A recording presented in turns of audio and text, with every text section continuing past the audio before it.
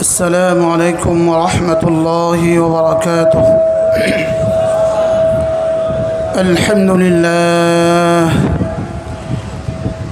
لله نحمده ونستعينه ونستغفره ونؤمن به ونتوكل عليه ونعوذ بالله من شرور أنفسنا ومن سيئات أعمالنا. من يهده الله فلا مضل له ومن يضلله فلا هادي له. ونشهد أن لا إله إلا الله وحده لا شريك له. ونشهد أن سيدنا محمدا عبده ورسوله. شكرا بري اللهم صل على محمد وعلى آل محمد كما صليت على إبراهيم وعلى آل إبراهيم إنك حميد مجيد. اللهم بارك على محمد وعلى آل محمد كما باركت على إبراهيم وعلى آل إبراهيم إنك حميد مجيد. أما بعد فأعوذ بالله من الشيطان الرجيم. بسم الله الرحمن الرحيم. فلا أقسم بمواقع النجوم وإنه لقسم لو تعلمون عظيم. إنه لقرآن كريم في كتاب مكنون لا يمسه إلا المطهرون. تنزيل من رب العالمين. صدق الله مولانا العظيم. আজকে 15 জুলাই 2024 8ই মুহররম 1446 হিজরি বারোয়ারহাট আশরাফুল উলুম তাহফিজুল কোরআন মাদ্রাসা বারোয়ারহাট চট্টগ্রাম কর্তৃক আয়োজিত আজকের এই পবিত্র ইসলাহি বয়ান ও পাগড়ি প্রদান অনুষ্ঠানের শ্রদ্ধেয় সভাপতি, উপস্থিত হযরত উলামায়ে কেরাম, শ্রদ্ধেয় মুরব্বিয়ান আযম, আমার যুবক ভাইয়েরা, পর্দার আলের মা ও বোনেরা, এতক্ষণ যিনি বয়ান করলেন হযরত মাওলানা সুলতান আহমদ নানুপুরি রহমতুল্লাহি আলাইহি, বাংলাদেশের হাজারো লাখো আলেমদের উস্তাদ হযরত মাওলানা আলহাজ এমদাদুল্লাহ নানুপুরি। ইনি ছিলেন হযরত নানুপুরি রহমতুল্লাহ আলাইহির সাহেবজাদা। হযরত সুলতান আহমদ নানুপুরি রহমতুল্লাহ আলাইহির সুযোগ্য সাহেবজাদা, আমার প্রিয় উস্তাদ। আমি হুজুরের কাছে সরাসরি পড়েছি। আল্লাহ তাআলা হুজুরের হায়াতের মধ্যে বরকত দান করেন। বড়দের কথা কথার মধ্যে বড় হয়, বড়দের কথা কথার মধ্যে কি হয়? কালামুল মুলুকে মুলুকুল কালাম। বাদশার কথা কথার মধ্যে বাদশাহ হয়, বাচ্চার কথা কথার মধ্যে বাচ্চাই হয়। হুজুর বয়ান করেছেন আলহামদুলিল্লাহ, বড়দের কথার পরে আর কোনো কথা বলার অবকাশই থাকে না।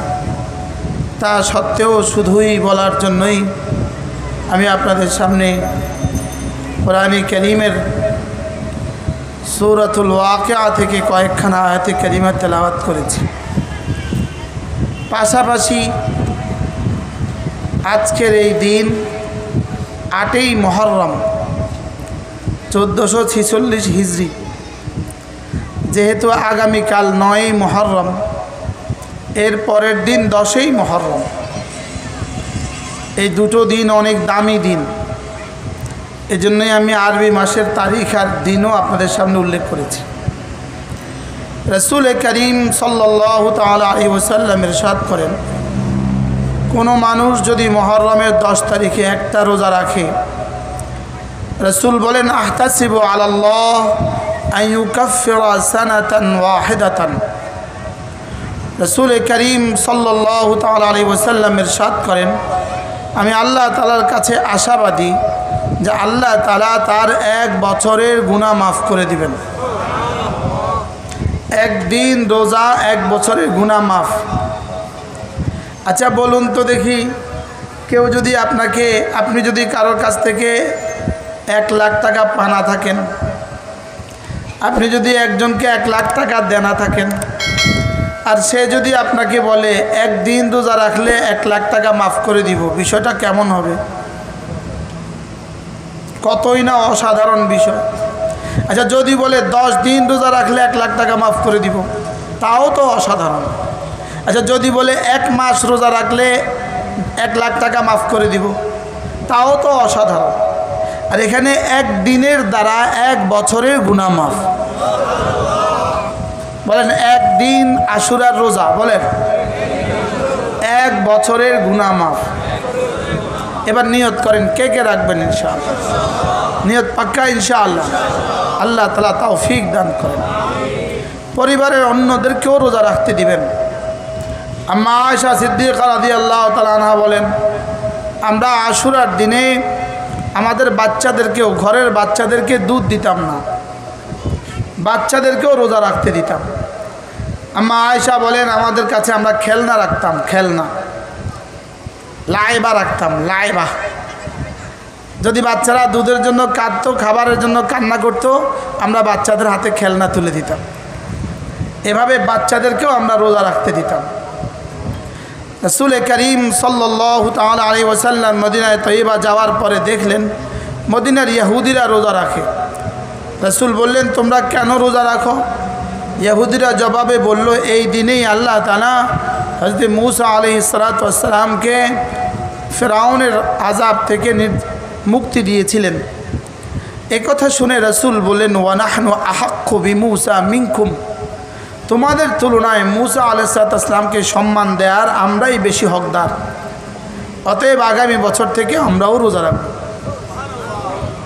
এরপরে রাসূল আগামী বছরের এই দিনে, আশুরার দিনে বললেন, মান কানা মিনকুম সাইমান ফালইউতিম্মা, তোমাদের মধ্যে যারা রোজা রেখে দিয়েছো তারা তো রোজা পুরা করবা।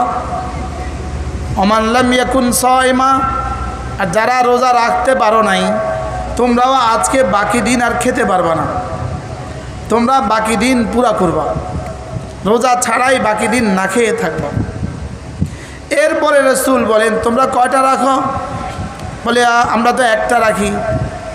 এবার রাসূল বলেন, খালিফুল ইয়াহুদা ওয়ান নাসারা, ইয়াহুদ নাসারা যা করে তার বিপরীতটা আমরা করব।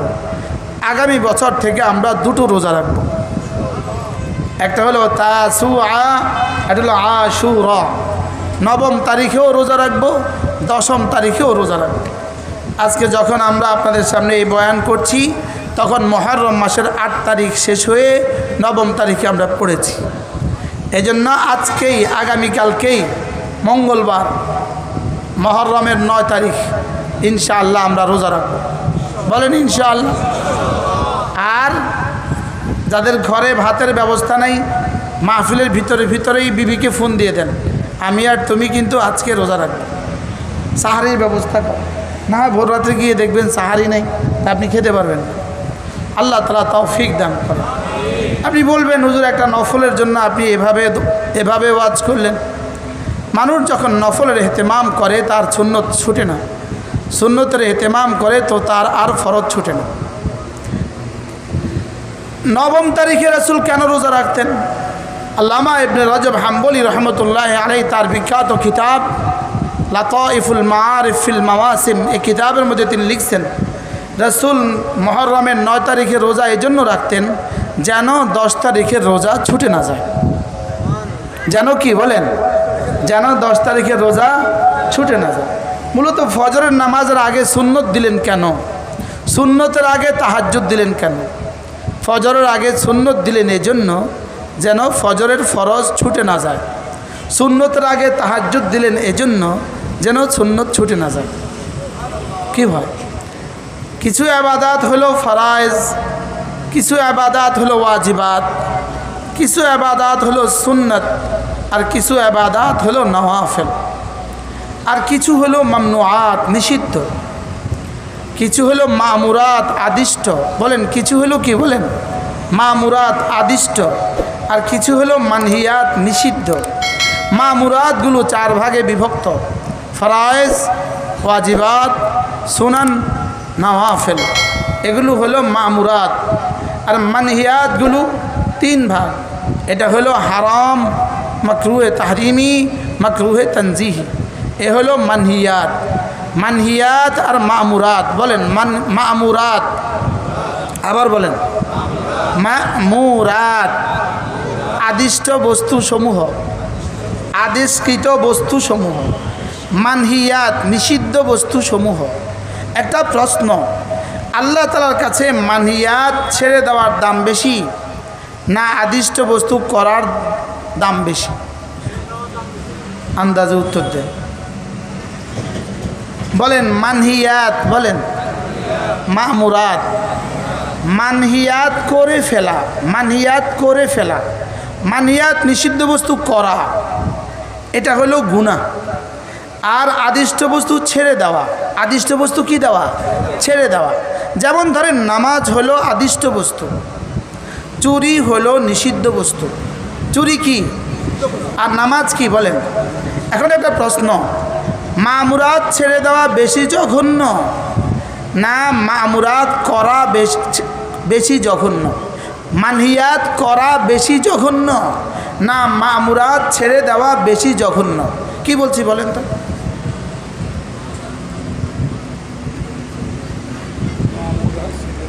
মামুরাত ছেড়ে দেওয়া বলেন বেশি জঘন্য নাকি মানহিয়াত করে ফেলা বেশি জঘন্য? প্রশ্ন কি বলেন? নামাজ কি মামুরাত, ছেড়ে দেওয়া কি গুনাহ। চুরি কি মানহিয়াত, করে ফেলা কি গুনাহ। এখন প্রশ্ন, হুজুর আসছে, মামুরাত ছেড়ে দেওয়া, মামুরাত ছেড়ে দেওয়া বেশি জঘন্য নাকি মানহিয়াত করে ফেলা বেশি জঘন্য? উত্তর আপনারা দিয়েন না, প্রশ্ন আগে বুঝেন। মামুরাত ছেড়ে দেওয়া বেশি জঘন্য না মানহিয়াত করে ফেলা বেশি জঘন্য? প্রশ্নটা কি বলেন? উত্তর দেন। আপনারা উত্তর দিতেছেন, আমি উত্তর দেই নাই তো, আগে আমি তো প্রশ্ন চাচ্ছি। এজন্য আসওয়াল নিসফুল ইলম। আগে হলো হযরত আব্দুল্লাহ ইবনে আব্বাস বলেন আসওয়ালু নিসফুল ইলম। সুয়াল হলো অর্ধেক, অর্ধেক ইলমের অর্ধেক। নামাজ ছেড়ে দেওয়া জঘন্য অপরাধ না চুরি করা জঘন্য অপরাধ? এ হলো প্রশ্ন। উত্তর, উত্তর আন্না তারকাল মা'মুর বিহ আযমু ইলাল্লাহ মিন ইরতিকাবিল মাআসি।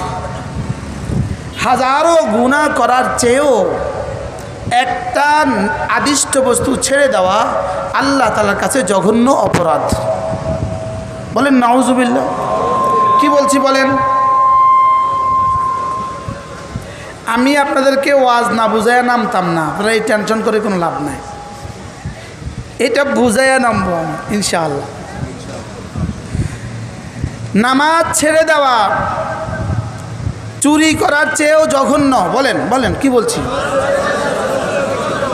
রোজা ছেড়ে দেওয়া জেনা করার চেয়েও জঘন্য। তাইলে কি বুঝলাম আমরা? মামুরাত ছেড়ে দেওয়া কি বেশি জঘন্য? আমাদের সমাজে মামুরাত বেশি ছেড়ে দেয় মানুষ না মানহিয়াত বেশি করে? হ্যাঁ, আমাদের দেশে আদিষ্ট বস্তু মানুষ ছেড়ে দিচ্ছে বেশি না নিষিদ্ধ বস্তু করে বেশি? নিষিদ্ধ বস্তু করে কম, আদিষ্ট বস্তু ছেড়ে দেয় বেশি। হযরতে আদম আলাইহিস সালাম কি খেয়েছিলেন? আদিষ্ট না নিষিদ্ধ? আর শয়তান কি ছেড়ে দিয়েছিল? সেজদা। শয়তান কি ছাড়ছে? ইবলিস কি ছাড়ছিল? সেজদা। তো সেজদা ছেড়ে দিছিল ইবলিস। আদেশ ছাড়ছে না নিষেধ ছাড়ছে? আর আদম আলাইহিস সালাম আদেশ করছে না নিষেধ করছে? আদম আলাইহিস সালাম নিষিদ্ধটা করে ফেলেছেন, শয়তান আদেশ ছেড়ে দিয়েছে। তো হযরতে আদম আলাইহিস সালামের তওবা কবুল হয়ে গেছে, লেকিন শয়তানের তওবা কবুল হয় নাই। শয়তানের তওবা কি হয় নাই? শয়তান কি করছিল? আদেশ ছাড়ছে। আদম কি করছিল? নিষেধ করছে। আদম আলাইহিস সালাম নিষিদ্ধ বস্তু করে ফেলেছেন, আর শয়তান আদিষ্ট বস্তু ছেড়ে দিয়েছে। তো শয়তানেরটা কি হয় নাই? কবুল হয় নাই। আদম আলাইহিস সালামটা কি হয়ে গেছে বলেন? কেন আদম আলাইহিস সালামটা কবুল হয়েছে? নিষিদ্ধটা করছে। শয়তানেরটা কেন কবুল হয় নাই? এবার বলুন তো দেখি, চুরি করা নিষিদ্ধ, নামাজ পড়া, এবার কোনটা বেশি বড় অপরাধ? কি ভাই? এই জন্য এবার বলেন, চুরি করার অপরাধ মাপ পাওয়ার সুযোগ আছে, লেকিন নামাজ ছেড়ে দেওয়ার অপরাধ মাপ পাওয়ার সুযোগ কম। মাপ পাওয়ার সুযোগ কি? মানুষ নামাজ ছেড়ে দেয় কখন আর চুরি করে কখন? নিষিদ্ধ বস্তু করে কখন? নিষিদ্ধ বস্তু করে মানুষ শাহওয়াতের বুনিয়াদে, আদিষ্ট বস্তু ছেড়ে দেয় মানুষ অহংকারের বুনিয়াদে। কি বলছি? নিষিদ্ধ বস্তু করে কখন? কোন কারণে? শাহওয়াতের কারণে। এই শব্দ মুসলমানের মুখে আসে না। মুসলমানের মুখে কোনো কমন শব্দ আসে না, কোনো ইস্তেলাহাত মুসলমানের মুখে আসে না। এই কমন শব্দগুলো মুসলমানের মুখে আসে না। মুসলমান ইংরেজি পারে। আমি যদি এখন ইংরেজি কোনো ওয়ার্ড ইউজ করি, আপনারা সকলেই খুব বুঝবেন, লেকিন এতটা জরুরি কথা মামুর, মানহিয়াত, বুঝি না। বাস্তব না বাস্তব? এখন একটা কথা বলছি, শাহওয়াত, এটা মনে হয় যেন জীবনে প্রথম শুনছে। মুসলমান মানহিয়াত করে কখন? মানহিয়াত করে শাহওয়াতের বুনিয়াদে। মামুরাত ছেড়ে দেয় কখন? মামুরাত ছেড়ে দেয় কিবরির বুনিয়াদে। শয়তান সেজদা ছাড়ছে কেন? কিবরির বুনিয়াদে। আদম আলাইহিস সালাম গন্দম খেলেন কেন? কোনো যুক্তিতে। শাহওয়াত বলবো না, কোনো যুক্তিতে। বলেন কোনো কি? কোনো যুক্তিতে। জুতা চোর যখন চুরি করে, ওকে জিজ্ঞেস করেন তুই চুরি করছিস কেন? বলবে পেটের দায়ে। জোরে কয় না। বেনামাজের জিজ্ঞেস করেন তুই নামাজ ছাড়ছস কেন? বলবে বুঝি পেটের দায়ে। এবার কিছুটা বুঝছে কি? জুতা চোর চুরি করে কেন? আর বেনামাজি নামাজ ছাড়ে কেন? অহংকারে। রোজাদার রোজা ছাড়ে কেন? অহংকারে। বেরোজগারি রোজা ছাড়ে অহংকারে। সমস্ত মামুরাত ছেড়ে দেয় মানুষ অহংকারের বুনিয়াদে। পড়লাম না নামাজ, দেখি কি হবে। লেকিন কোনো গুনাহ বান্দা করে না শাহওয়াতের বুনিয়াদ ছাড়া, নফসের বুনিয়াদ ছাড়া, শয়তানের বুনিয়াদ ছাড়া। এখন গুনাহ করার পরে সে যেন বলে আল্লাহ শাহওয়াতের বুনিয়াদে গুনাহ করে ফেলেছি, আর শাহওয়াত এটাও তো আপনিই দিয়েছেন, আমি পারি নাই নিয়ন্ত্রণ করতে। শাহওয়াতের বানানেওয়ালা কি আমি না রব? কিন্তু খারাপের নেসবত আল্লাহর দিকে না করা, খারাপের নেসবত আল্লাহর দিকে কি করা? না করা। এই জন্য জিনদেরকে জিনরা যখন আল্লাহ রাসূলের তেলাওয়াত শুনছে, তখন জিনরা কি বলছে? আশারুন উরিদা আম আরাদা বিহির রহমানুর রাশাদা। আমাদের জানা নাই আল্লাহ তাআলা কি এদের জন্য কোনো সারের এরাদা করা হয়েছে, নাকি আল্লাহ তাআলা এদের জন্য কোনো রাশাদের ব্যবস্থা করেছেন, এটা আমাদের জানা নাই। আশারুন আরাদা বলে নাই, আশারুন উরিদা আম আরাদা বিহির রহমানুর রাশাদা। আমাদের জানা নাই এরা আল্লাহ তাআলা এদের সাথে কি ভালাইয়ের এরাদা করছেন, না কোনো খারাপির এরাদা করা হয়েছে, এটা আমাদের জানা নাই। খারাপির নেসবত কার দিকে করে নাই? আল্লাহর দিকে। কি এই জন্য হযরত ইব্রাহিম আলাইহিস সালাম যখন অসুস্থ হলেন তখন কি বললেন, ওয়াইদা মারিদতু ফাহুয়া ইয়াশফিনি। তিনি এটা বলেন নাই আমি যখন অসুস্থ হই তখন আল্লাহ আমাকে শেফা দান করেন, এটা বলে নাই ওয়াইদা আমরাদানিয়ার রব্বু ফাহুয়া ইয়াশফিনি। তিনি আমাকে অসুস্থ করে আমাকে সুস্থ করেন, এটা বলেন নাই, বলেন আমি যখন অসুস্থ হই তখন তিনি আমাকে সুস্থ করেন। তাহলে খারাপের নিসবত কার দিকে করা বলেন? নিজের দিকে করা। খারাপের নিসবত আল্লাহর দিকে কিনা করা। এই জন্য শরঈ আকায়েদের মাসআলা আল্লাহু খালিকুল খিনজির মাআযাল্লাহ এটা বলা যাবে না। এটা কি? এটা আলফাজে কুফরিয়ার মধ্যে আছে। শরঈ আকায়েদের আলফাজে কুফরিয়ার মধ্যে এই কথা আছে, আল্লাহু খালিকুল খিনজির, এটা বলা যাবে না। আল্লাহ শুয়োর বানাইছে, এটা বলা যাবে না। এটা কি করা যাবে না? কেন বলা যাবে না? সারের নিসবত কার দিকে করা যায় না? আল্লাহর দিকে করা যায় না। বাহরহাল হযরত আদম আলাইহিস সালাম গন্ধম খেয়ে ফেলেছেন, গন্ধম খাওয়া ছিল নিষিদ্ধ, খেয়ে ফেলেছেন, তো তওবা করেছে, আল্লাহ বুঝি নাই, আল্লাহ আমি বুঝি নাই, আল্লাহ আমি বুঝি নাই। 300 বছর কাঁদছেন। কত বছর? কয়টা মা নিয়াত করে কয় বছর কাঁদছে? কয়টা? এবার আমরা কয়টা মা নিয়াত করিয়া কয় বছর কাঁদি? কি ভাই? বাকি মজার বিষয় হলো মানহিয়াত করার পরে, যে কোনো মানহিয়াত করার পরে যে কোনো মানুষের কলিজায় কিছুটা কি আসে? আফসোস আসে। কিন্তু নামাজ ছেড়ে দিয়ে আফসোস আসে না। বলেন নামাজ ছেড়ে দিয়ে নেওয়ালাদের কলিজায় কি নাই? বলেন নামাজ ছেড়ে দেয় নেওয়ালার কলিজায় আফসোস নাই। নামাজ ছেড়ে দেয় মানুষ শুধুই ইচ্ছায়, নামাজ ছেড়ে দেয় মানুষ শুধু এরাদায়, রোজা ছেড়ে দেয় মানুষ শুধুই এরাদায়, নিজের ইচ্ছায় রোজা ছেড়ে দেয়, নিজের ইচ্ছায় নামাজ ছেড়ে দেয়। এই জন্য আর কি আসে না? আফসোস কি? হ্যাঁ, নামাজ ছুটে গেলে আফসোস হয়। একটা হলো ছেড়ে দেওয়া, একটা হলো ছুটে যাওয়া। এক না দুই? কি এখান থেকে ঢাকা রওনা দিয়েছেন, জামের কারণে নামতে পারেন নাই, জোহর নামাজ ছুটে গেছে, এ হলে একটা। একটা হলো চায়ের দোকানে বসে আছেন মসজিদ সামনে, এটা ছুটে গেছে। এই ছুটে যাওয়া আর ওই ছুটে যাওয়া এক না দুই? আর ওটা কি? ওটা ছুটে গেছে, আর এটা কি? ছেড়ে দিয়েছে। এটা নামাজ ছেড়ে দিয়েছে, আর ওটা কি? ছুটে গিয়েছে, আফসোস হয়। আর ছেড়ে দিলে কি হয় না? বলেন আফসোস হয় না। লেকিন যে কোনো চোরাচুরি করার পরে আফসোস হয়। যে কোনো চোরাচুরি করার পরে কি হয়? আফসোস হয়। তাহলে বোঝা গেছে চুরির পরে আফসোস হয়, লেকিন মামুরাত ইচ্ছাকৃত ছেড়ে দিলে আর কি হয় না? বলেন আফসোস হয় না। চুরি করার পরে তওবা নসিব হয়, নামাজ ছেড়ে দেওয়ার পরে তওবা নসিব হয় না। ডাকাতি করার পরে তওবা নসিব হয়, লেকিন নামাজ ছেড়ে দেওয়ার পরে কি হয় না? এই জন্য আল্লামা ইবনুল কাইয়্যিম আল জাওজিয়্যা আলাইহির রাহমাহ বলেন, লা তারকুল মা'মুর বিহ আযমু ইলাল্লাহ মিন ইরতিকাবিল মাআসি। একটা হাজারো গুনাহে মুরতাকিব হওয়ার চেয়ে একটা ফরজ ছেড়ে দেওয়া আল্লাহ তাআলার কাছে জঘন্য অপরাধ। আমি কি বুঝাইতে পারছি? এবার বলেন নফলের পাবন্দি করলে কিসের পাবন্দি নসিব হয়? সুন্নতের পাবন্দি নসিব হয়। সুন্নতের পাবন্দি করলে ফরজের পাবন্দি নসিব হয়। এই জন্য আল্লামা ওলি পুরি দামাত বারাকাতুম তিনি সুন্দর করে বলেন, তিনি বলেন যে ফরজ করব কেন? তিনি বলেন ফরজ করব জাহান্নাম থেকে বাঁচার জন্য, ফরজগুলো করব জাহান্নাম থেকে বাঁচার জন্য। গুনাহ ছাড়বো কেন? জান্নাতে যাওয়ার জন্য।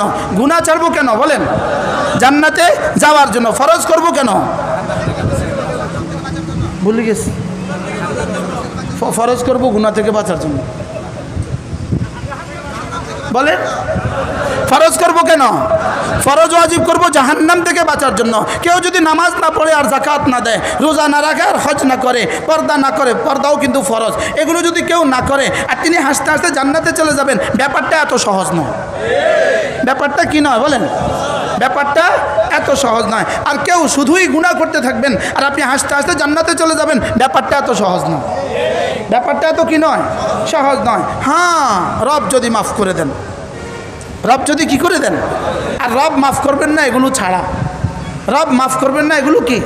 আমাদের কুমিল্লা এক বিখ্যাত বুজুর্গ আছেন হযরত মাওলানা নুরুল হক সাহেব হুজুর, বটগ্রামের হুজুর আমরা যাকে বলি, বটগ্রামের মোহতামেম শাইখুল হাদিস, অনেক মুআম্মার মানুষ, 90 বছরের মতো বয়স, আলহামদুলিল্লাহ অনেক বড় বুজুর্গ।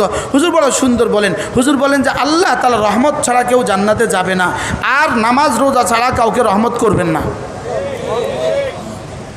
আজীব বিষয় কি? আল্লাহ তাআলা রহমত ছাড়া কি? তো বলবেন তো নামাজ রোজা করে লাভ কি? আল্লাহ রহমত ছাড়া তো জান্নাতে যাবো না, তো নামাজ রোজা করে লাভ কি? আর আল্লাহ তাআলা নামাজ রোজা ছাড়া রহমত করবেন না। নামাজ রোজা ছাড়া কি করবেন না? তাহলে ফরজ ওয়াজিব করব কেন? আবার বলেন, ফরজ ওয়াজিব করব কেন? এবার হলো গুনাহগুলো ছাড়বো কেন? জান্নাতে যাওয়ার জন্য। ফরজ ওয়াজিব করা হয়ে গেছে, গুনাহগুলো ছেড়ে দেওয়া হয়ে গেছে, ইনশাআল্লাহ মরতে দেরি জান্নাতে যাইতে দেরি নেই।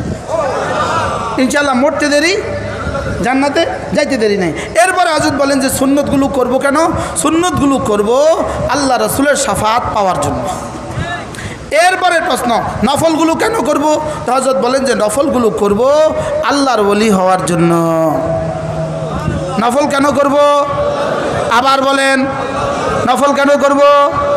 আল্লাহর ওলি হওয়ার জন্য। তাহলে এখন কেউ প্রশ্ন করবেন, তাইলে কি হুজুর নফল করলে কি আল্লাহর ওলি হওয়া যায়? প্রশ্ন, নফল করলে কি আল্লাহর ওলি হওয়া যায়? হ্যাঁ, কোন নফল করলে আল্লাহর ওলি হওয়া যায়? যেই নফলের আগে ফরজ ওয়াজিব ছুটে না, যেই নফলের আগে সুন্নতগুলো ছুটে না, যেই নফলের আগে কোনো গুনাহ হয় না, এই নফল বান্দাকে আল্লাহর বন্ধু বানায় দেয়। এই নফল বান্দাকে কি বানায় দেয়? আল্লাহ তাআলার বন্ধু বানিয়ে দেয়। তাইলে বোঝা গেছে আগামীকাল পরশু যে নফল রোজা, এটা কি বানায় দিবে বলেন? কোন নফল বন্ধু বানায়?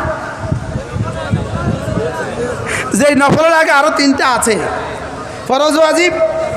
এখন আমাদের দেশে আলহামদুলিল্লাহ, আমাদের দেশে হক্কানি রব্বানি আল্লাহওয়ালারা যিনি যত বড় বুজুর্গ ছিলেন, তিনি তত বেশি নওয়াফিলের পাবন্দ ছিলেন, তত বেশি নফল করনেওয়ালা ছিলেন। তাহলে বোঝা গেছে বুজুর্গরা কি করে? নফল বেশি পড়ে, ফরজ ওয়াজিব বাদ দিয়া, সুন্নতগুলো বাদ দিয়া। তাইলে এবার কিছু মানুষ ধোঁকা খেয়ে গেছে। কিছু মানুষ মনে করছে নফল করলেই বুঝি অলি হওয়া যায়। কিছু মানুষ মনে করছে নফল করলেই বুঝি কি হওয়া যায় বলেন? অলি হওয়া যায়। এই জন্য এদের কাছে ফরজের কোনো দাম নাই, ওয়াজিবের কোনো দাম নাই, কিন্তু এদের কাছে শবে বরাতের বড় দাম। আপনাদের চিটাং অবশ্য নাই। শবে বরাতের কি দাম? এদের কাছে শবে বরাতের কিন্তু অনেক দাম, এদের কাছে শবে মেরাজের কিন্তু অনেক দাম। কিন্তু আগের ফরজ ওয়াজিবের কি নাই বলেন? ফরজ ওয়াজিবের কোনো দাম নাই। এদের উদাহরণ হলো ওই কর্মচারীর মতো। যেমন ধরেন একজনের দোকানে দুটো কর্মচারী আছে, দুইটা কর্মচারী আছে, দুটোটা কর্মচারীর বেতন হলো 20,000 20,000। দুটো কর্মচারীর ডিউটি সকাল 9টা থেকে 5টা, 9টা থেকে 5টা, 20,000 টাকা বেতন। দুই কর্মচারীর মধ্যে একজন কর্মচারী দুজন দোকানের সব ডিউটি ঠিকঠাক মতো আদায় করে, লেকিন একজন কর্মচারী মাঝে মধ্যে মালিকের জুতা ঠিক করে দেয়। মালিকের কি ঠিক করে দেয়? জুতা ঠিক করে দেয়। মালিকের জুতাটা মুছে দেয়, মালিকের গাড়িটা ধুয়ে দেয়, মালিকের আসনটা ঠিক করে দেয়, সব ঠিকঠাক করে দেয়। এগুলো কি তার মূল ডিউটি না নফল? এবার বলুন তো দেখি, মালিক কার উপরে বেশি খুশি? হ্যাঁ, যে জুতা ঠিক করে দেয় তার উপরে কি বেশি খুশি? আচ্ছা, এবার দুজনের বেতন 20,000 20,000, মালিক দুজনকে 20,000 20,000 টাকা দিয়ে দেয়, লেকিন যে মাঝে মাঝে জুতো ঠিক করে দেয়, মাঝে মাঝে জুতোটা সাফ করে দেয়, পরিষ্কার করে দেয়, তাকে কি করে মাঝে মাঝে 30,000 টাকা বাড়তি দিয়ে দেয়। কি ভাই? তাহলে এখানে বাড়তি কেন দিল? কিল্লিগা জোরে কয় না, জুতা ঠিক করে দেওয়ার কারণে টাকা বেশি দিছে। এবার মালিক কি করছে? 3 নম্বর আরেকটা কর্মচারী রাখছে।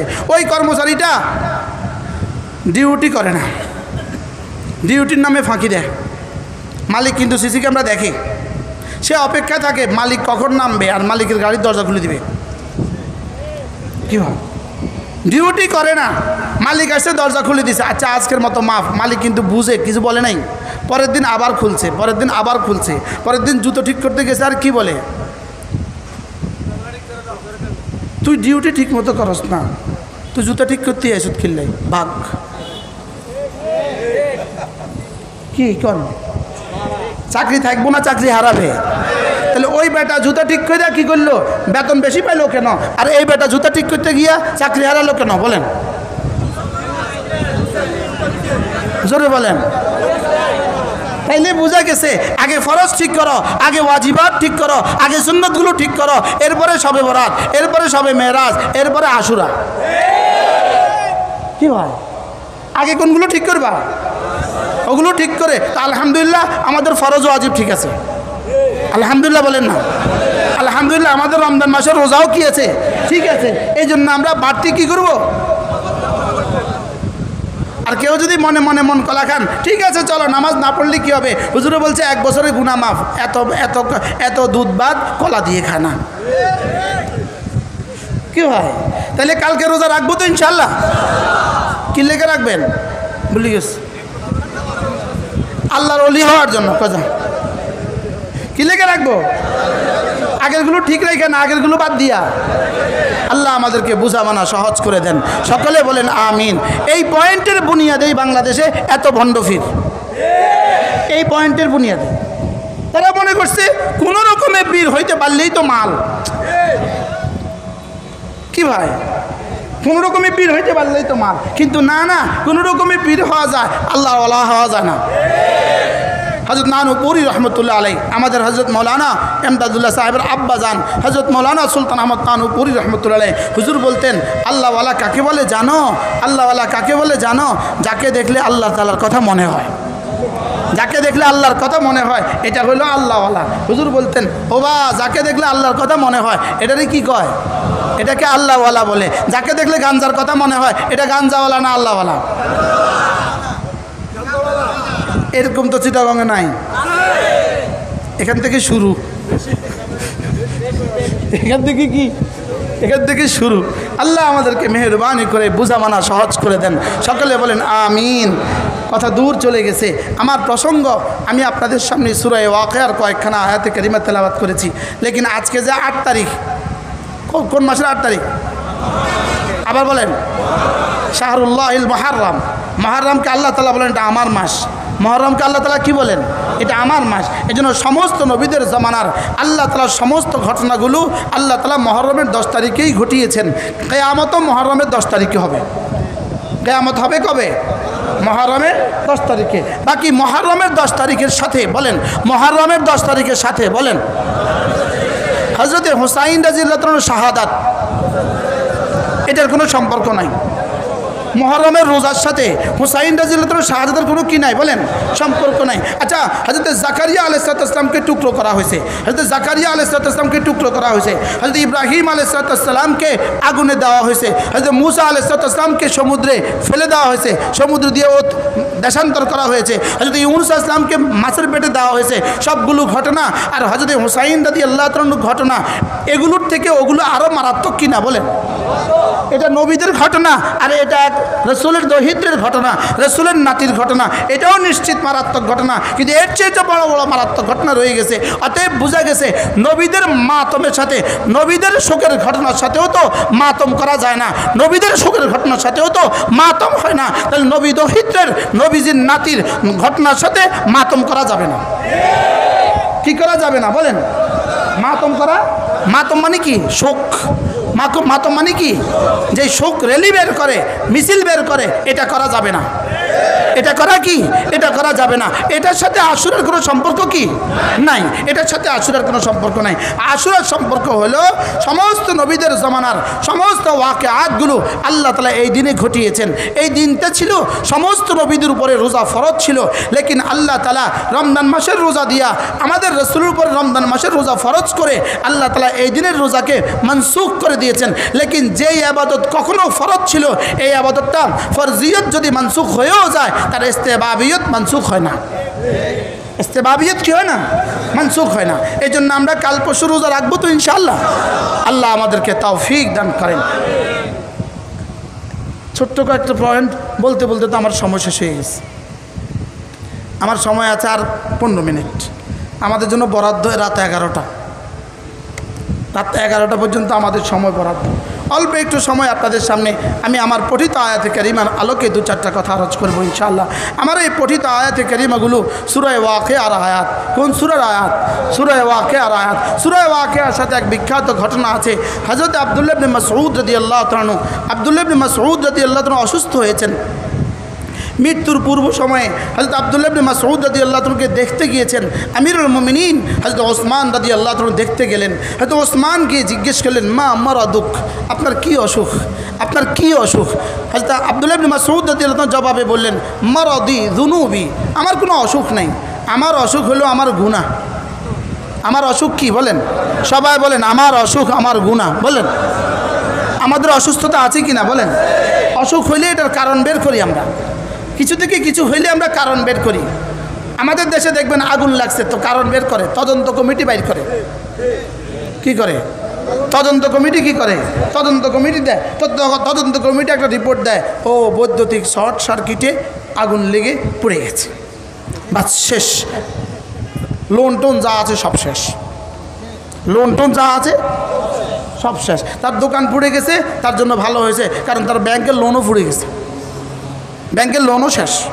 বারবার হযরত আব্দুল্লাহ ইবনে মাসউদ রাদিয়াল্লাহু আনহু জবাবে বললেন, মারাদি দুনুবি, আমার গুনাহ কি, আমার অসুখ কি? আবার বলেন, আমার অসুখ কি? আমার গুনাহ হলো আমার অসুখ। এই জন্য জীবনের হার পেরেশানির এলাজ, হার পেরেশানির কারণ হলো গুনাহ, আর এলাজ হলো ইস্তেগফার। পেরেশানির কারণ কি? আবার বলেন, পেরেশানির কারণ কি? মাথা ব্যথা কারণ কি? ডায়াবেটিস কারণ কি? কলিজা ব্যথা কারণ কি? হার্টে ব্যথা কারণ কি? পায়ে ব্যথা কারণ কি? অ্যাক্সিডেন্ট কারণ কি? হযরত হাসান বসরি রহমতুল্লাহ আলাইহি বলতেন, আমার যদি মুরগি অসুস্থ হয় আমি ইস্তেগফার বাড়ায়া দেই। লাউ মারিদা দাব্বাতি, আমার জানোয়ার যদি অসুস্থ হয় তাহলে আজদাদুল ইস্তেগফার, আমি ইস্তেগফার বাড়ায়া দেই। আমি বলি যে মুরগি অসুস্থ হইলো কেন?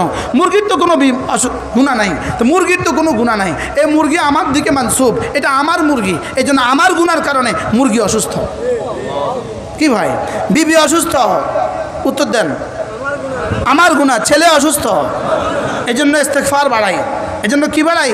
ইস্তেগফার বাড়াই। যে কোনো সমস্যার সমাধান, হযরত মাওলানা ওমর পালনপুরি রহমতুল্লাহ বলতেন, আমাদের সমস্যার কারণ আমরা, সমাধান আমরা, সমাধান আমরা। এবার বলতেন, সমস্যার কারণ আমার গুনাহ, সমাধান আমার ইস্তেগফার। সমাধান কি? আবার বলেন, সমাধান কি? আমার ইস্তেগফার আমার হাজারো সমস্যার সমাধান। শুধু আমার শুধু দুনিয়ার সমাধান নয়, শুধু আখিরাতের সমাধান না, আমার ইস্তেগফার আমার দুনিয়ার সমস্যার সমাধান, আমার আখিরাতের সমস্যার সমাধান।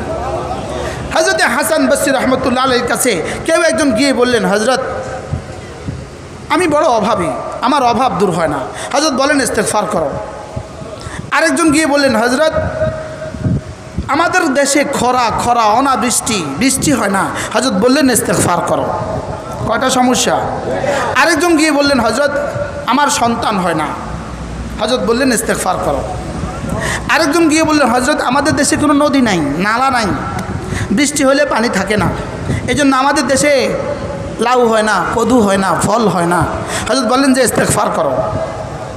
এই সমস্যা কয় প্রকারের? সমাধান দিলেন কয় প্রকার? এক প্রকার। আহবাব জিজ্ঞেস করলেন, হযরত সমস্যা 4 প্রকারের, সমাধান 1 প্রকারের কেন?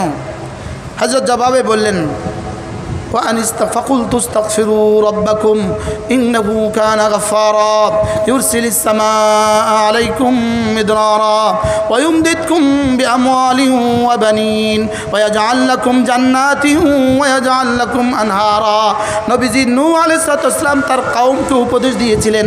এটা মূলত আমাদের রাসূলের ওয়াজ না, এটা হযরত নূহ আলাইহিস সালামের ওয়াজ। লেকিন আল্লাহ তাআলার কাছে এই ওয়াজটা এত পছন্দ হয়েছে, আল্লাহ তাআলা এটাকে ওহী মাতলু বানায়া রাসূলের উপরে উম্মতের জন্য পাঠিয়ে দিয়েছে। ফাকুলতু ইস্তাগফিরু রাব্বাকুম ইন্নাহু কানা গাফফারা। হযরত নূহ বলেন, আমি বলেছি আমার কওমকে, ফাকুলতু ইস্তাগফিরু রাব্বাকুম ইন্নাহু কানা গাফফারা, তোমরা না ইস্তেগফার করো, ইন্নাহু কানা গাফফারা, শুনো শুনো, নিশ্চয়ই তোমাদের জাত বড় গফফার, ইন্নাহু কানা গাফফারা, তুমি হলে আমি হলাম গুনাহগার, আমার রব হলেন গফফার। আমি কি? আমার রব কি?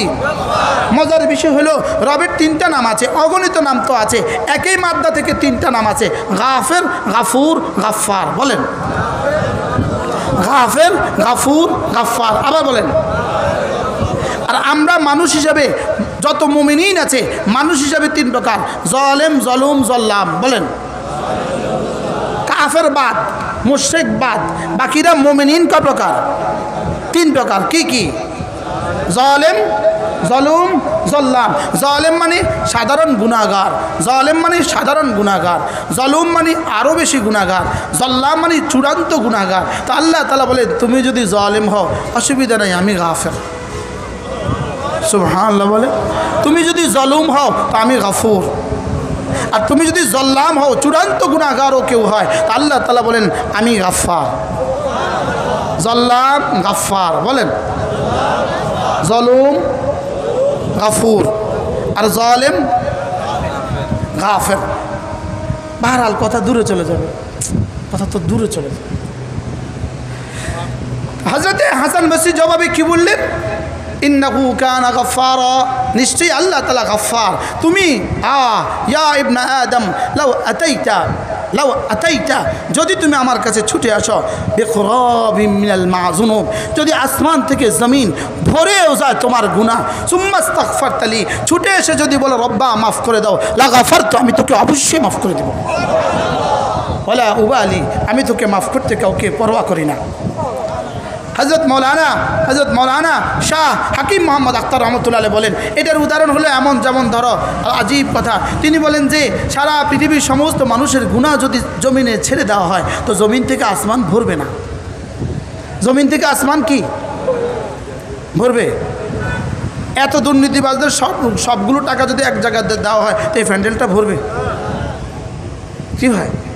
হ্যাঁ, ভরবে। তাইলে কি বুঝলাম আমরা? আল্লাহ তাআলা বলেন ইন্নাহু কানা গফফারা ইউরসিলিস সামা আলাইকুম মিদরারা, তুমি না ইস্তিগফার করো, বৃষ্টি আমি দিয়ে দেব। এরপরে কি?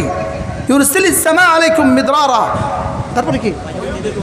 ওয়ায়ুমদিদকুম বিআমওয়ালিন ওয়া বানিন, আরেকজন আয়েশা দরিদ্রতার অভিযোগ, তুমি ইস্তিগফার বাড়াও, আমি মাল দিয়ে সাহায্য করব। আরেকজন সন্তান হয় না, এটার সমাধান তো হযরত হাসান বসরি বলেন ইস্তিগফার করো, ওয়া বানিন, আমি না, তুমি ইস্তিগফার করো, আমি তোমাকে সন্তান দিয়ে সাহায্য করব। এরপরে কি? ক্ষেত খামার ফসল হয় না, ওয়ায়ুমদিদকুম বিআমওয়ালিন ওয়া বানিন ওয়া ইয়াজআল লাকুম জান্নাতিন ওয়া ইয়াজআল লাকুম আনহারা, তোমার বাগ বাগিচা আমি সাজিয়ে দেব আর তোমার নহরের ব্যবস্থা আমি করে দিব। এবার বলুন তো দেখি ইস্তিগফার কি রোগের সমাধান? আর সুবহানাল্লাহ বলেন। এখন প্রশ্ন, হুজুর ইস্তিগফার হায় কে চিজ, এটা কি জিনিস, এটা কি ইস্তিগফার, এটা কি? বলেন। আবার বলেন ইস্তিগফার এটা কি? ইস্তিগফার আল্লাহ তাআলার কাছে মাফ চাওয়া, আল্লাহ তাআলার কাছে মাফ চাওয়া, এটা হলো ইস্তিগফারের বাংলা তরজমা, আল্লাহ তাআলার কাছে মাফ চাওয়া। এখন হুজুর ইস্তিগফার কিভাবে? তো শিরিক থেকে মুক্তির ইস্তিগফার, শিরিক থেকে মুক্তির ইস্তিগফার, কুফরি থেকে মুক্তির ইস্তিগফার। লা ইলাহা ইল্লাল্লাহ, লা ইলাহা ইল্লাল্লাহ, লা ইলাহা ইল্লাল্লাহ, এটা হলো ইস্তিগফারের সবচেয়ে দামি কালিমা। সুবহানাল্লাহ বলেন। এটা কি ইস্তিগফারের সবচেয়ে বড় কি? আপনি বলবেন হুজুর এটা বুঝি ইস্তিগফারের কালিমা, আস্তাগফিরুল্লাহ না ইস্তিগফারের কালিমা, লা ইলাহা ইল্লাল্লাহ বুঝি ইস্তিগফারের কালিমা। শেখুল হাদিস জাকারিয়া রাহমাতুল্লাহ লিখছেন, যদি লা ইলাহা ইল্লাল্লাহ পড়ার পরে 70 বছরের ইহুদিকে যদি রব মাফ করে দেয়, 70 বছরের নাসারাকে যদি রব মাফ করে দেয়, 70 বছরের হিন্দুকে যদি রব মাফ করে দেয়, তো লা ইলাহা ইল্লাল্লাহ পড়লে 70 বছরের মোমেনকে রব কেন মাফ করবেন না? কি ভাই, তাহলে কি বোঝা গেল বলেন? ভুলে গেছে। ইস্তিগফারের কি? ইস্তিগফারের কালিমা, ইস্তিগফারের সবচেয়ে বড় কালিমা। সুবহানাল্লাহ। ইস্তিগফারের কি? সবচেয়ে বড় কালিমা। এরপরে ইস্তিগফারের সবচেয়ে বড় কালিমা কি? এরপরে ইস্তিগফারের সবচেয়ে বড় পদ্ধতি কি? এরপরে ইস্তিগফারের সবচেয়ে বড় পদ্ধতি হলো জামাতের সাথে নামাজ। সুবহানাল্লাহ বলেন। ইস্তিগফারের সবচেয়ে বড় পদ্ধতি কি? দ্বিতীয় সবচেয়ে বড় পদ্ধতি কি? জামাতের সাথে নামাজ। বলেন, আবার বলেন। এই জন্যই তো ফজর আর জোহর পড়লো, ফজর পড়লো আর জোহর পড়লো, মধ্যবর্তী সব গুনাহ মাফ। জোহর আর আসর পড়লো, মধ্যবর্তী সব গুনাহ মাফ। আসর আর মাগরিব পড়লো, মধ্যবর্তী সব গুনাহ মাফ। মাগরিব আর এশা পড়লো, মধ্যবর্তী সব গুনাহ মাফ। মাগরিব, এশা আর ফজর পড়লো, মধ্যবর্তী সব গুনাহ মাফ। তাহলে কি বুঝলেন? ইস্তিগফারের তৃতীয় বৃহত্তম আমল কি? আবার বলেন। জামাতের সাথে কি? জামাতের সাথে নামাজ। আজকে থেকে পড়বো তো ইনশাআল্লাহ? বলেন ইনশাআল্লাহ। ইস্তিগফারের দ্বিতীয় বৃহত্তম সূরত কি? এজন্য নামাজ, জামাতের সাথে নামাজ ইস্তিগফারের সবচেয়ে বড় আমলি নমুনা। আমলি কি? আমলি নমুনা। একজন মানুষ আস্তাগফিরুল্লাহ 100 বার পড়ার তার সুযোগ হয় না। 100 বার পড়ার তার কি হয় না? ইনি এত বেশি ব্যস্ত, ইনি হেফজখানায় পড়ান, 24 ঘন্টা ডিউটি, ইনি আস্তাগফিরুল্লাহ শব্দ দিয়ে 100 বার করতে পারে না। একজন মানুষ মেম্বার সাহেব, চেয়ারম্যান সাহেব, ওসি সাহেব, ডিসি সাহেব, ইনি আস্তাগফিরুল্লাহ এই শব্দ 100 বার পড়তে পারে না, সময় হয় না তার, পড়তে পারেন না, লেকিন ইনি জামাতের সাথে নামাজ পড়েন, ইনি পৃথিবীতে সবচেয়ে বড় ইস্তেগফার করনেওয়ালা। আমি কি বুঝাতে পারছি আপনাকে? বলেন ইস্তেগফার কি? জামাতের সাথে নামাজ কি? মনে থাকবে? মেয়েদের জন্য আউয়াল ওয়াক্তে নামাজ, মেয়েদের জন্য কি? আউয়াল ওয়াক্তে নামাজ। পুরুষের জন্য কি? জামাতের সাথে নামাজ। এরপরে জুমা টু জুমা, জুমা এরপরে ইস্তেগফার। সুবহানাল্লাহ বলেন। 5 ওয়াক্ত নামাজের পরেও যদি কিছু গুনাহ থেকে যায়, কিছু সাগায়ের থেকে যায়, এরপরে আল্লাহ তাআলা এটাকে জুমা টু জুমা মাফ করে দেবেন। কি ভাই?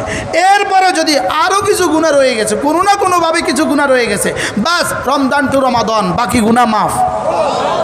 তাহলে বোঝা গেছে ইস্তেগফারের তৃতীয় পদ্ধতি কি? রমজানের রোজা। সুবহানাল্লাহ বলেন। ইস্তেগফারের তৃতীয় পদ্ধতি কি? রমজান মাসের কি? রমজান মাসের রোজা। রমজান মাসের রোজা কি? এটা ইস্তেগফার। এরপরে যদি জীবনে কিছু গুনাহ হয়ে গেছে, জীবনে কিছু গুনাহ রয়ে গেছে, বাস কোনোভাবে যদি আরাফার ময়দানে চলে যেতে পারো, আরাফার বিকেলবেলা সব মাফ। ইন্নাল হাজ্জা ইয়াহদিমু মা কানা ক্বাবলা, হজ তোমার জীবনের পেছনের সমস্ত গুনাহকে মুছে দেয়। তাহলে আমরা কি পাইলাম আজকে? ইস্তেগফারের প্রথম কালেমাটা কি? এটাকে কি আমরা জীবনে ইস্তেগফারের কালেমা হিসেবে পড়ছিলাম? না, আমরা ইস্তেগফারের কালেমা হিসেবে কি করি নাই, আমরা এটাকে পড়ি নাই। এজন্য এটা বলার সময় এটাও মনে মনে করা, আল্লাহ এটা পড়লে না 70 বছর ইয়াহুদিকে তুমি মাফ করে দাও, ইন্নাল ইসলাম ইয়াহদিমু মা কানা ক্বাবলা। তা আমি তো ইয়াহুদি না, আমি তো নাসারা না, মুআযাল্লাহ আমি তো অমুসলিম না, আল্লাহ আমি তো মুসলমান, আমার তো শিরিকের গুনাহ নাই, আলহামদুলিল্লাহ আমার তো গায়রুল্লাহকে সেজদা করার গুনাহ নাই, কিছু টুটি ফুটি গুনাহ হয়ে গেছে, আমার কালেমা দিয়ে আমাকে মাফ করে দাও। তো এভাবে কালেমা যদি কেউ প্রতিদিন 100 বার পড়ে তো কেমন হবে? আরে সুবহানাল্লাহ বলে। এভাবে পড়তে থাকলে তার গুনাহ কোথায় যাবে? তার গুনাহই নাই। এজন্য করাচি হযরত বলেন মুমিনের আবার গুনাহ থাকে কেমনে? সুবহানাল্লাহ বলে। আচ্ছা, একটা ঘরে দুধের পাতিল, আচ্ছা আমনি কোন চাই দুধের পাতিলে কয়বার দুধ জাল দেয়? 1 বার, 2 বার, 3 বার, কয়বার? আচ্ছা 9 বার। লেকিন দুধের পাতিল এটা ধোয় কয়বার? 1 বার বা 2 বার। তো 2 বার দুধের পাতিলটা ধোয়ার পরে দুধের পাতিলটা কেমন হয়? চকচকে হয় কি না বলেন? হ্যাঁ, মা মেয়েকে দুধের পাতিল ধোয়ার সময় কি বলে? ভালো করে ধুস যেন চেহারা দেখা যায়, ভালো করে ধুস, মনোযোগ দিয়ে ধুস। তো 2 বার ধোয়ার পরে যদি এই পাতিল চকচক করে, তো 5 বার নামাজ দিয়ে ধোয়ার পরে আমার দিল কিরকম চকচক করা উচিত? আমরা ধুই কয়বার? সুবহানাল্লাহ বলেন। আমরা ধুই কয়বার? ইন্নী যালামতু নাফসি যুলমান কাসীরা পড়ছি জীবনে কয়বার? বলে শুধু 5 বার। কি ভাই? তো গুনাহ আবার থাকে কেমনে? সুবহানাল্লাহ বলেন। বলে হুজুর এরকম ওয়াজ করলে না ভাল লাগে, আশা লাগে। কি ভাই? এটা আশা লাগে না? মুমিনের গুনাহ নাই। বলেন। মুমিনের কি নাই বলেন? মুমিনের গুনাহ নাই। মুমিনের আবার গুনাহ হয় কেমন? নাই তো হুজুর, এত আশ্চর্য শুনছেন। আলহামদুলিল্লাহ গুনাহ নাই। বলেন আলহামদুলিল্লাহ কি নাই? আলহামদুলিল্লাহ গুনাহ নাই। প্রতিটা ইবাদতের মধ্যে আল্লাহ তাআলা দুটো দিক রাখছেন, দুটো দিক। প্রতিটা ইবাদতের মধ্যে 2 দিক রাখছেন। একটা হলো এখানে কিছু উঠে যায়, আর হলো এখানে কিছু মুছে যায়। এখানে কিছু উঠছে, এখান থেকে কিছু মুছছে, উঠছে মুছছে। আবার বলেন না সুবহানাল্লাহ। কিছু জমা হয়েছে, কিছু কমে গেছে। সুবহানাল্লাহ। সাথে সাথে এই জন্য রাসূল বলেন, হযরত সিদ্দিক আকবর রাদিয়াল্লাহু আনহু থেকে বর্ণিত, রাসূল বলেন যখনই কোনো গুনাহ হয়ে যায়, ফাআতবিহু হাসানাতিন, সঙ্গে সঙ্গে এর পেছনে তুমি কোনো নেক করো, সঙ্গে নেক করো। গুনাহ যখন হয়ে গেছে, এটাতে ফেরেশতা এখানে তুলছিল 1, আর নেকি যখন হয়ে গেছে ওটা মুছে দিয়ে তুলছে 10। এবার কি অবস্থা? আছে? এটা আছে? এটা নাই তো, এটা তো সঙ্গে সঙ্গে মুছে গেছে। রাসূল বলেন এদিকের ফেরেশতা আর এদিকের ফেরেশতা, এদিকের ফেরেশতা হলো মামুর আর এদিকের ফেরেশতা হলো আমির সাহেব। এদিকে ফেরেশতা কি সাপ, আর এদিকের ফেরেশতা কি সাপ, মামুর সাপ। এদিকের ফেরেশতা যখন গুনাহ করে, এদিকের ফেরেশতা জিজ্ঞেস করে আমি সাপ আক্তুবু, আমি কি লিখব? এদিকের ফেরেশতা জিজ্ঞেস করে কি হয়েছে? আমেলা সাইয়্যাতান, একটা গুনাহ করে ফেলেছে। লা তাকতুব, লিখিস না। অন্তাজের সাআতান, 1 ঘন্টা অপেক্ষা করো। 1 ঘন্টা পর আবার জিজ্ঞেস করে আক্তুবু, লিখব? এবার আওয়াজ একটু বড় হয়। তিনি কয় ওকে ইস্তেগফার করেনি, করে নাই, লিখিস না। অন্তাজের সা, আরেক ঘন্টা অপেক্ষা করো। এইভাবে 6 বার বলার পরে এবার জিজ্ঞেস করে আর কতক্ষণ অপেক্ষা করতাম? আক্তুব, লিখব? তো বলে ওকে ইস্তেগফার করেনি, না করে নাই। লা তাকতুব, লিখিস না। ইল্লা, তবে যা লেখ, সাইয়্যাতান বিসাইয়্যাতিন, শুধু একটা লিখিস। খবরদার 2 লিখিস না, খবরদার কি লিখিস না? 2 লিখিস না। এবার এদিকে ফেরেশতা নেকি করার সঙ্গে সঙ্গে 10, সঙ্গে সঙ্গে কত? যেন এদিকের ফেরেশতাকে আল্লাহ তাআলা 9 লেখার যোগ্যতাই দেন নাই, আর এদিকে ফেরেশতাকে 2 লেখার যোগ্যতাই দেন নাই। তাহলে এবার বলুন তো দেখি, আসলে আমাদের গুনাহ বেশি না নেকি বেশি? আলহামদুলিল্লাহ কোন হুজুর আজীবন উনছি গুনাহ বেশি, আজকে কইতেছেন নেকি বেশি। গুনাহ সংখ্যায় বেশি আর দামের দিক থেকে নেকি বেশি। সুবহানাল্লাহ বলো। আর একবার সুবহানাল্লাহ বলছি, জমিন থেকে আসমান নেকি দিয়ে ভরে দেওয়া হয়ে গেছে। কতটা গুনাহ করলে জমিন থেকে আসমান নেকি দিয়ে ভরে? 1 কোটি গুনাহ করলেও জমিন থেকে আসমান নেকি দিয়ে ভরে না। সুবহানাল্লাহ বলে না। আর একবার সুবহানাল্লাহ বললে কি? তো এবার বলুন তো দেখি, গুনাহ বেশি না নেকি বেশি? আলহামদুলিল্লাহ বলেন। আলহামদুলিল্লাহ। তো বলি হুজুর তাহলে তো আমাদের গুনাহ কম নেকি বেশি, তাহলে তো গুনাহ করার সুযোগ আছে। গুনাহ করার কি সুযোগ আছে? তো করাচি হযরত আল্লাহ রাহমাতুল্লাহ বলেন, কারোর বন্ধু যদি বার্ন ইউনিটের প্রধান হয়, উনি মলম লাগায় দিলেই পোড়া ভালো হয়ে যায়। এটা যদি কারোর বন্ধুর এই যোগ্যতা থাকে, সে কি বন্ধুর এই যোগ্যতার উপরে ভরসা করে আঙ্গুলটাকে কি মোমবাতিতে দেয়? বুঝেন না? আঙ্গুলে কি আগুন লাগায়? যে আমার বন্ধু তো ওষুধ লাগালে ভালো হয়ে যাবে, একটু লাগায় দেখি তাইলে। তো বন্ধু মাফ করে দিবে, বন্ধু অল্প লিখবে, মাফ করে দিবে, এই জন্য কি আপনি গুনাহ করে দেখবেন? গুনাহ করা মানে তো আঙ্গুল ভাঙ্গা দেখা, গুনাহ করা মানে তো আঙ্গুলে আগুন লাগায় দেওয়া। আঙ্গুলে কি লাগায় দেওয়া বলেন? হযরত আব্দুল্লাহ ইবনে আব্বাস রাদিয়াল্লাহু তাআলা বলেন, কোনো মানুষ যখন এক নেকি করে, যেমন ধরেন নেকি করে, তো নেকি করা মানে তিনি বলেন নেকি করা মানে কি জানো? নেকি করা মানে যেমন ধরো জান্নাতে একটা গাছ লাগায় দেওয়া। নেকি করা মানে কি জানো? ধরো জান্নাতে একটা ঘর বানায় ফেলা, এটা হলো নেকি করার অর্থ। এবার গুনাহ করার অর্থ হলো নিজের হাতে নিজে ওই ঘরটা আবার ভেঙে ফেলা। কি বলছে বলেন? নেকি করার অর্থ কি? আরে গুনাহ করার অর্থ কি? তো কোন পাগলে ঘর বানায় আর ভাঙে? কোন পাগলে ঘর বানায় আর ভাঙে? কোন পাগলে গাছ লাগায় আর কাটে? কি ভাই, গাছ লাগাইছে আবার কাটছে, তা আমি কেন আমার ইবাদতগুলোকে নষ্ট করে ফেলবো? কথা তো আবার দূর চলে যাচ্ছে। আল্লাহ তাআলা আমাদেরকে ইস্তেগফারের হক আদায়ের তৌফিক দান করেন। এই জন্যই রাসূল বলেন মান লাজিমাল ইস্তেগফার, মান লাজিমাল ইস্তেগফার, যে ইস্তেগফারকে লাজিম বানায় তো আল্লাহ তাআলা তার কি জাআলাল্লাহু মিন কুল্লি হাম্মিন ফারাজা, সমস্ত মুসিবত থেকে আল্লাহ তাআলা তার জন্য রাস্তা খুলে দেয়। আর কি করে? আর কি করে? ওয়ারাযাকাহু মিন হাইসু লা ইয়াহতাসিব, ধারণার বাহির থেকে আল্লাহ তাআলা তাকে রিজিক দান করে। তাহলে বোঝা গেছে আমার ইস্তেগফার আমার সুখের দুয়ারের চাবি, আমার ইস্তেগফার আমার কল্যাণের দুয়ারের চাবি, আমার শান্তির দুয়ারের চাবি, আমার রিজিকের দুয়ারের চাবি। মনে থাকবে তো ইনশাআল্লাহ? কথা তো দূর চলে গেছে। হযরত আব্দুল্লাহ ইবনে মাসউদ রাদিয়াল্লাহু তাআলা কি বললেন? জুনুবি জুনুবি, আমার কোনো সমস্যা নাই, আমার সমস্যা হলো আমার গুনাহ। সমস্যা কি?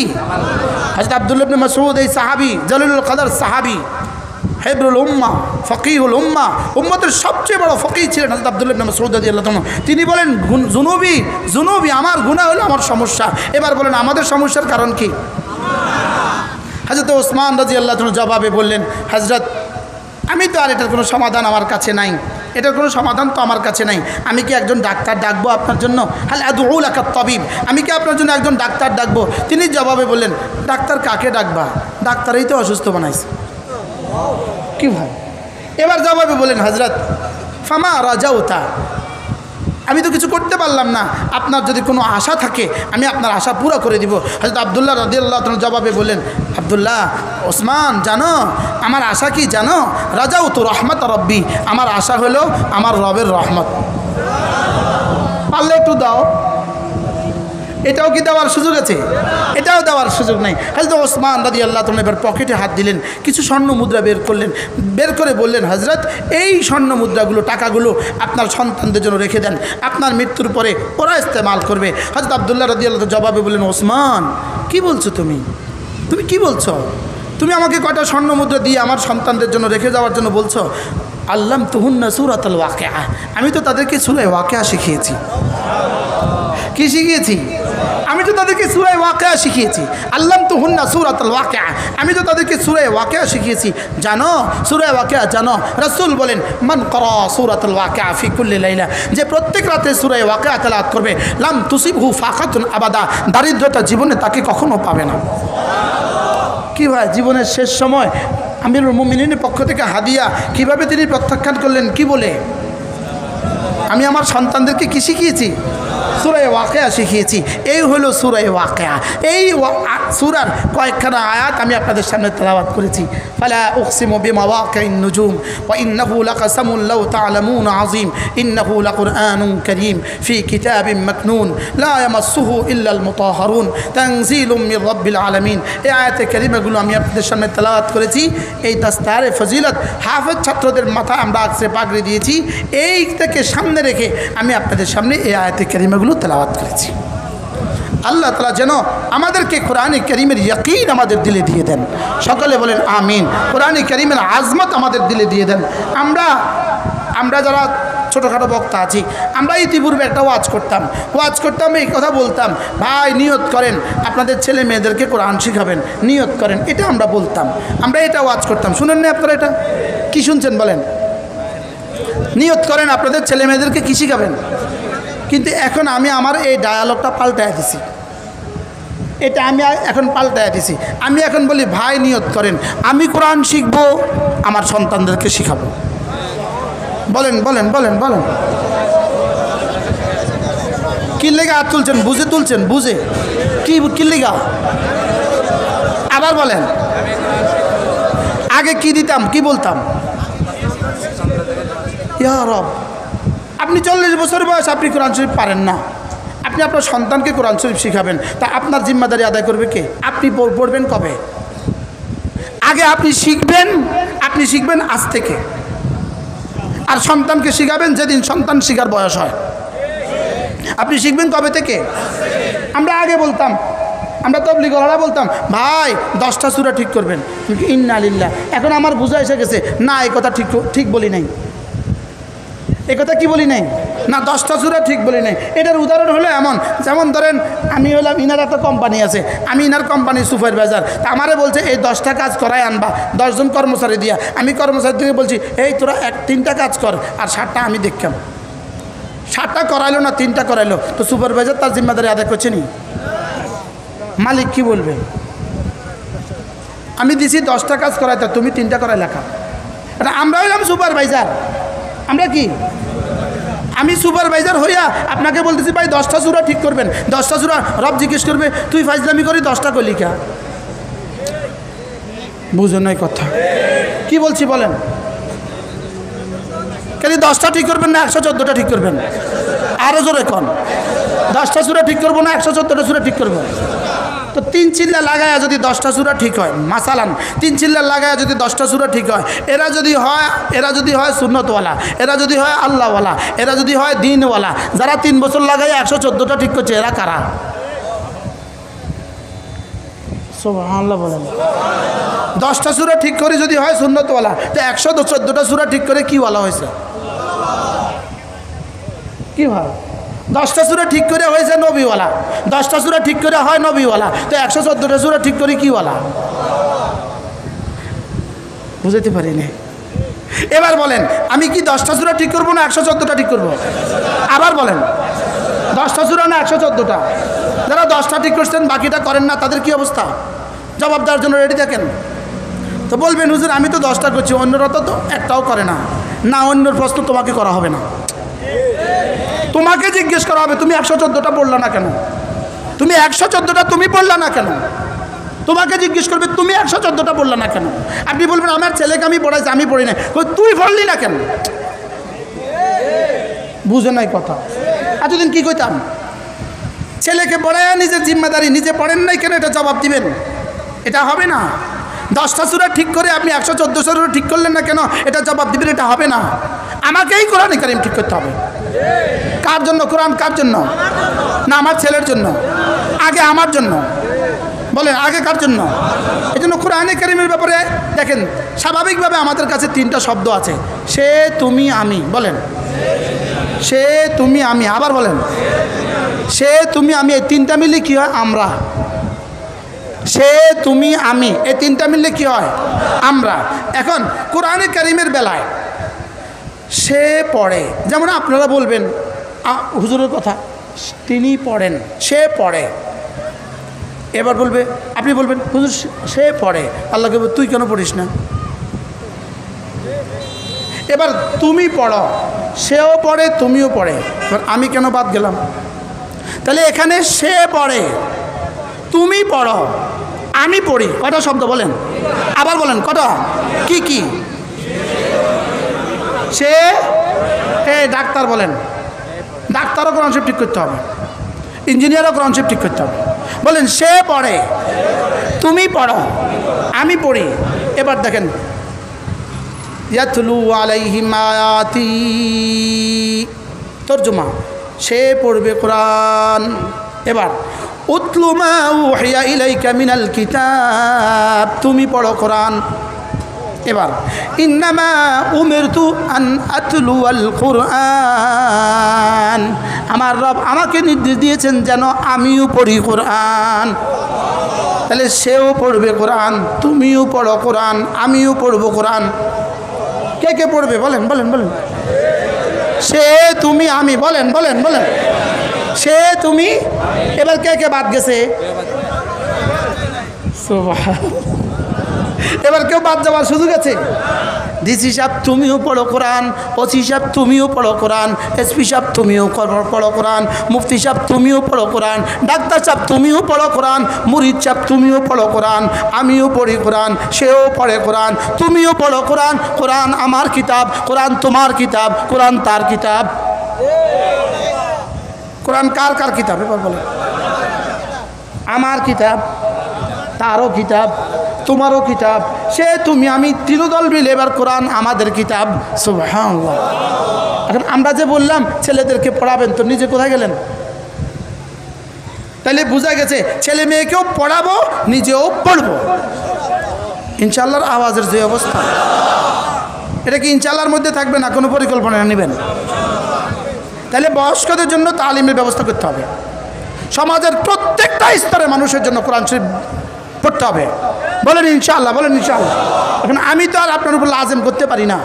अपना मन में डूब कर बाजा सुरा की जिंदगी तू मेरा बनता ना बन अपना ही बन पृथिवीर कोनो संस्था पृथिवीर केउ तो आपनार ऊपर लाजेम करार नाई एखन तो लाजेम करार नाई ताहले आपनि आपनार निजेर ऊपर लाजेम करे नेन आमी कुरान शरीफ शिखबई शिखब बोलेन इंशाअल्लाह अल्लाह तौफिक दान करें अल्लाह आमादेरके कुरान वाला बानान अल्लाह आमादेरके कुरानेर साथे आमादेर जीवनके जुड़े देन अल्लाह ताआला आमादेर सकलके कबुल करें अल्लाह आमादेर এই মজলিসকে কবুল করেন যদি আমার সুযোগ থাকতো ফালা উকসিমু বিমাওয়াকিন নুজুম আমি আপনাদের সামনে শোনাতাম लेकिन সময়ের সংক্ষিপ্ততার কারণে আমি আমার কথা এখানেই শেষ করলাম আল্লাহ তাআলা আমাদের সকলকে বুঝা মানা সহজ করে দেন সকলকে কোরআন ওয়ালা বানিয়ে দেন হাসরের ময়দানে যেন কোরআন আমার পক্ষে সুপারিশকারী হয়ে যায় कुरान जेनो आमार पक्षे सुपारिशकारी हो जाए ना हासरेर मयदाने जेनो इन्ना कौमी इत्ताखादू हादाल कुरान महजूरा এই অভিযোগের মধ্যে যেন আমার নাম না পড়ে سبحان الله بحمده سبحانك اللهم بحمدك أشهد أن لا إله إلا أنت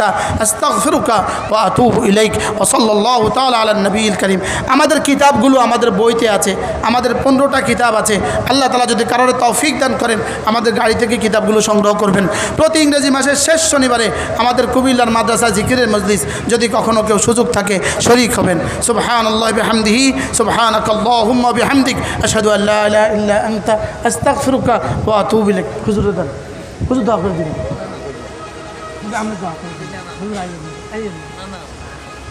আপনি দোয়া করেন। মাহফিলে যারা যতভাবে সহযোগিতা করেছেন আল্লাহ তাআলা সকলকে কবুল করেন। আমাদের একটা বিখ্যাত কিতাব আছে আল ওয়াবিলুস সাইয়্যিব ফিল কালিমিত তাইয়্যিব। এই কিতাবটা আল্লামা ইবনুল কাইয়্যিম আল জাওজিয়ার বিখ্যাত কিতাব। এটা পড়ার পরে বুঝে আসবে দিন কি জিনিস, ইসলাম কি জিনিস। দিনের প্রতিটা বিষয়কে এখানে পুঙ্খানুভাবে ছিঁড়ছেন। আমার নামাজ কি করে দামি হয়, আমার রোজা কি করে দামি হয়, আমার জেহাদ কি করে দামি হয়, আমার ওয়াজ কি করে দামি হয়। এটা হলে এই কিতাবটার খোলাসা আল ওয়াবিলুস সাইয়্যিব ফিল কালিমিত তাইয়্যিব, আল্লামা ইবনুল কাইয়্যিম আল জাওজিয়ার বিখ্যাত কিতাব। আমরা এই কিতাবটা বাংলা করে নিয়ে আসছি, যদি সুযোগ থাকে ওলামা একরাম নিয়ে যাবেন, বহুত হি ফায়দা হবে ইনশাআল্লাহ। আল্লাহ তাআলা তৌফিক দান করেন। আল্লাহ এই মাদ্রাসাখানাকে কবুল করেন। মাদ্রাসা যারা যতভাবে শরিক হয়েছেন, আজকে ছাত্রদের পাগড়িতে, মাদ্রাসার মাহফিলের প্যান্ডেলে যতভাবে যারা শরিক হয়েছেন, আল্লাহ তাআলা সকলকে উত্তম থেকে উত্তম বিনিময় দান করেন। দুরূদ শরীফ পড়েন।